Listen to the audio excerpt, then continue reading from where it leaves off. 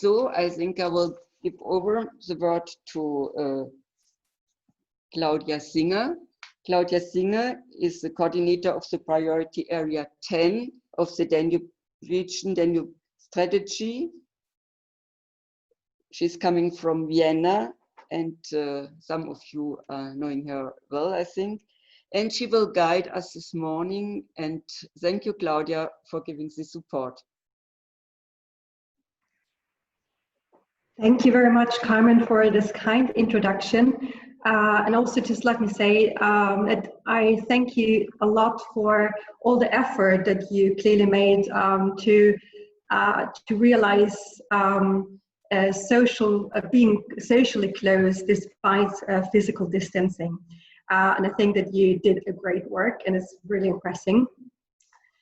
Yeah, dear ladies and gentlemen, dear participants, only recently in June 2020, the European Commission published a report on demographic change, and the report is clearly showing that longer life expectancy and aging are one of the main drivers for demographic change in Europe. And therefore also an aging population impacts our way we shape social market economy, health and long-term care systems, infrastructures, access to services, and public spending, of course. And in view of the COVID-19 pandemic, this gets even more amplified and raises new questions on the future of regional development and cooperation. And this is all the more reason to reflect upon these challenges we are facing and we will face in the future, and possible ways forward. Hence, I am very glad today to introduce 3 exceptional voices that will reflect upon the future of cooperation from a European, macro-regional and interregional perspective, namely Madam Commissioner Maria Gabriel, State Secretary, State Minister Theresa Schopper, and full President of the Committee of Regions, Karl-Heinz Lamberts. And with no further ado, I'm very honored to introduce our first speaker, Commissioner Maria Gabriel. Very suitable for today's conference that is addressing cooperation in the Danube region. Maria Gabriel herself is coming from Bulgaria, one of the partner countries of the Danube region. She proved to be a true European early on, building bridges to all across Europe.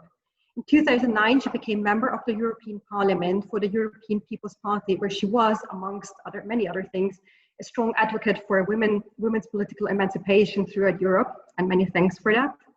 And since 2017, Maria Gabriel is Commissioner for Digital Economy and Society, thereby covering the field of innovation, research, culture, education, and youth, a portfolio that has undeniably a strong link to civil society and the EU's objective to bring Europe closer to its citizens. Yeah, so I think we're all thrilled to hear about the European perspective for future cooperation, and I would like to hand over the floor to Madam Commissioner Maria Gabriel. However, I'm not sure if she's already...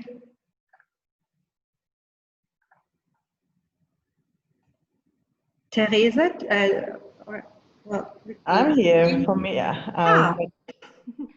So I could begin, but otherwise we will wait for the commissioner. It would be quite useful that she will come in, but does I feel that we might maybe change. We're very flexible here. That's great. And maybe I introduce. All right. So yeah, I think flexibility is a great strength, particularly in these online meetings and online conferences. So we'll get to our new first speaker, and moving quickly from the European to the macro-regional world of cooperation. And I'm very honored to introduce State Minister Theresa Schopper. State Minister Theresa Schopper is responsible for policy coordination in the State Ministry of Baden-Württemberg, and she is Special Ambassador for the implementation of the EU Danube strategy. In this function, she frequently visited the Danube region, also together with the Prime Minister of Baden-Württemberg, Mr. Kretschmann. And in doing so, she used the opportunity to exchange with stakeholders from all across the Danube region on the future of cooperation, and she had the opportunity to become more familiar with various projects from civil society organizations in this region. So, Mr. Schopper, we're looking forward to your assessment on how to move forward in the Danube region. The floor is yours. Thank you very much, Mrs. Singer, for this nice introduction, and hopefully Ms. Commissioner Gabriel will come later on. So President Lamberts, Major Bendel, especially Mrs. Stadelhofer, and my dear guests all across the Danube region. It's really a great pleasure for me to meet you here today, precisely 2 years after I last had the opportunity to address a conference of the Danube-Networkers at the Danube Festival 2018 Ulm. And for obvious reasons, today's Zoom conference setting is a completely different affair, but I'm nevertheless quite impressed how quickly the organizers defined the new format in response to the cancellation of the Danube Festival. The question you are raising today about the participation of the older generation, about new models for care and inclusion, and about cross-border communication and common identity in times of COVID-19.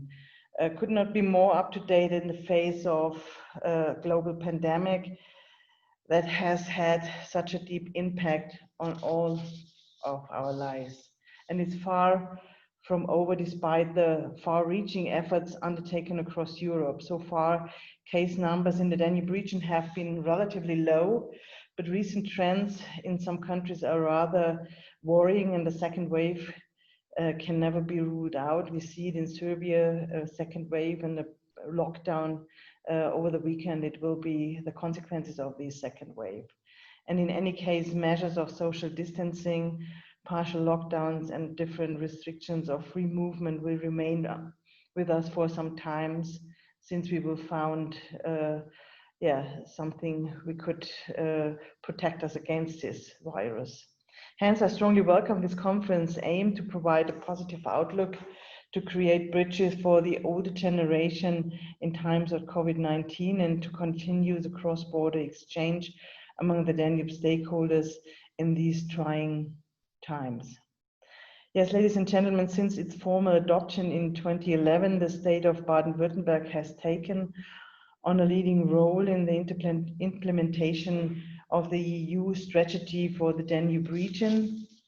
In addition to our many economic ties, Baden-Württemberg has strong cultural and personal connections to this part of Europe. For example, today almost 800,000 citizens of our state have a migration background from the Danube region.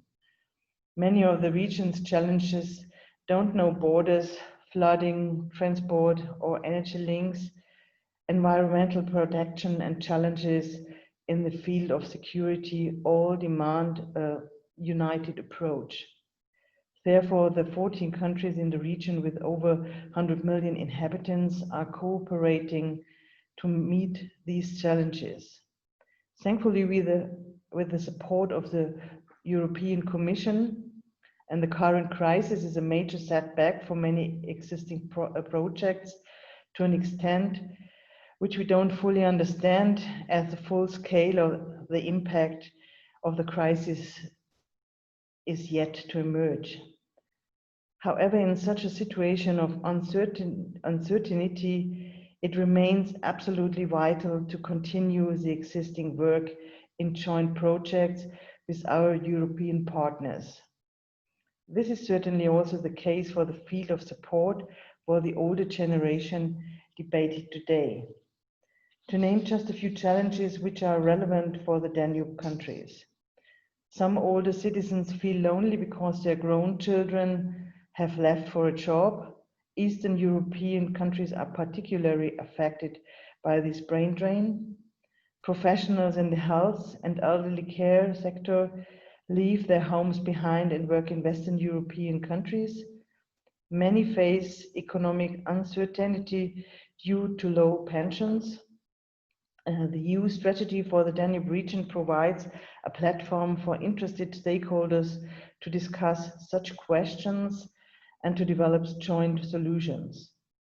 Often it is a small bottom-up civil society project which provide inspiring ideas, like Carmen Stadelhofer do it for years now. And I see a lot of them, Stefan Barth, just mentioned in the see in the picture. So it's really a really big support you do all the time.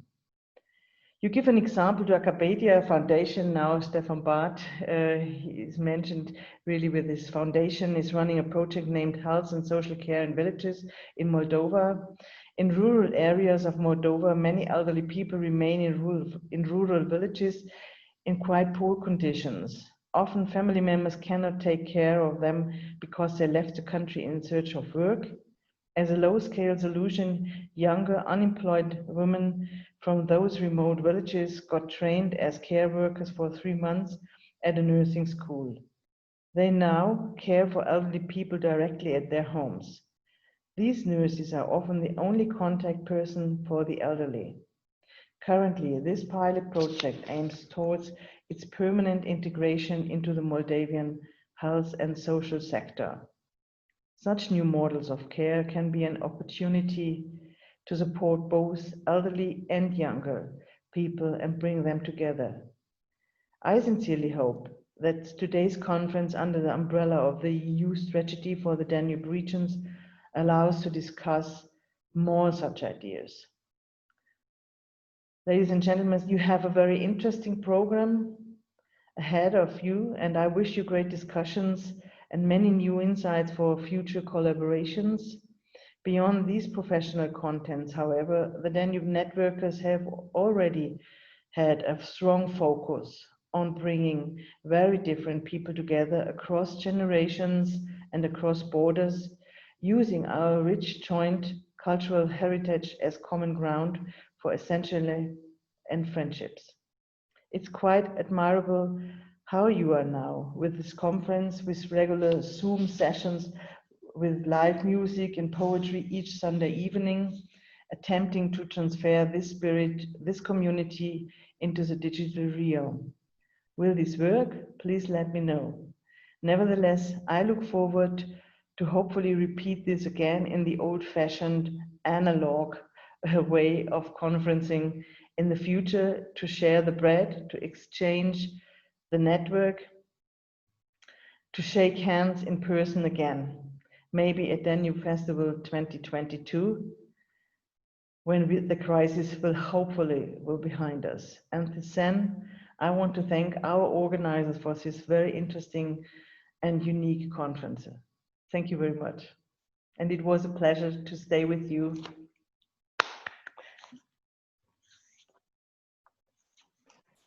Thank you very much for this also very interesting reflections and assessment of the state in the macro region, in the Danube region, particularly in view of the current COVID-19 pandemic. I would like to use also the opportunity to ask a question right away, namely, in spite of all the negative consequences of COVID-19, where do you see potential opportunities for the Danube region and its people?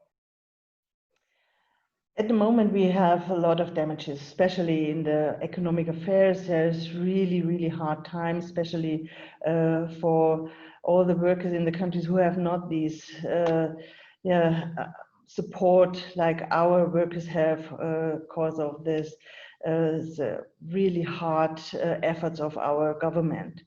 But on the long run, I hope we will stay more together than the days before. I think the supply chains in this global world will go a little bit back to the European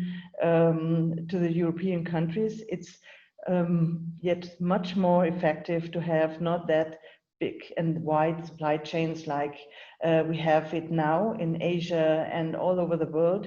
That will be one hope, and especially we will have some parts of industry more in the European center like we have it before, especially the pharmaceutical industry. It's necessary to get more of these pharmaceutical industry, not only in China, not only in India, that we have it in Europe, that we have a back cooperation in the European countries. That's the first point. The second one, I think with these new models of video conferences. Sometime in the beginning it was very hard when everybody was not that in a disciplined manner, and we have some really hard video conferences when you have an echo and something like that. And when you did it the whole day in this kind of work, you have sometimes the impression, are you still before a stroke or is it just happened? So that's what, it's really a hard time in this way. But on the other hand, the contact will be really much more, it's not so, you don't have wait for another conference. You could stay together. You made a video conference, a video meeting. So the contact will get closer, and it's easier just in case you don't have such a big budget for travelings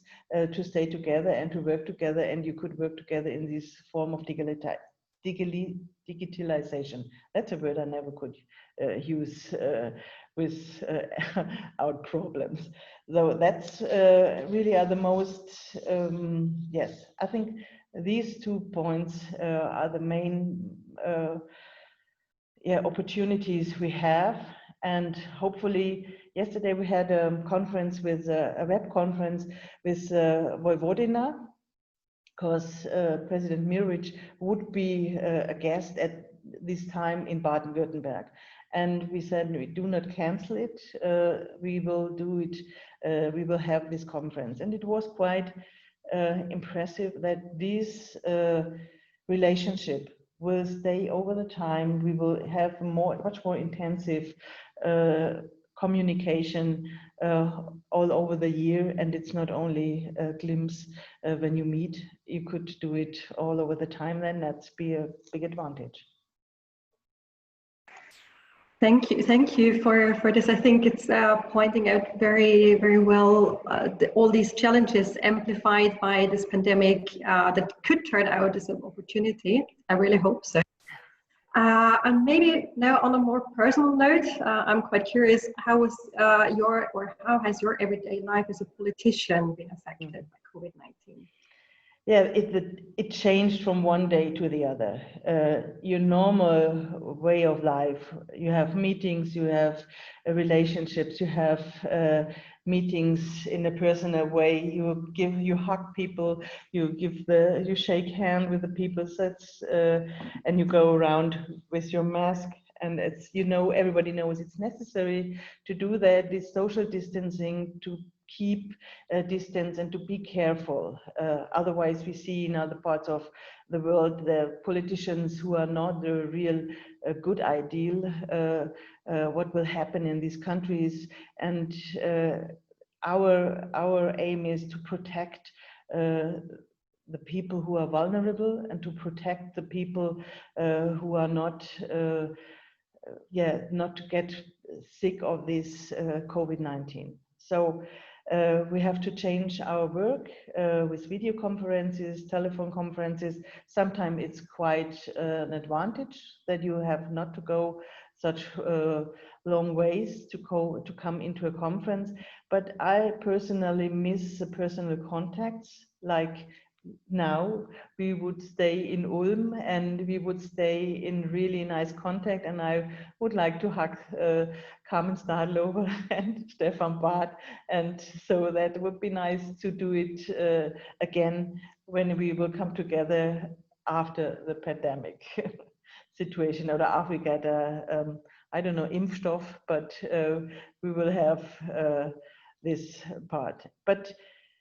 And it is, on the one hand, it's harder, and on the other hand, you have free evenings. It was really unusual for a politician that you don't have meetings in the evening.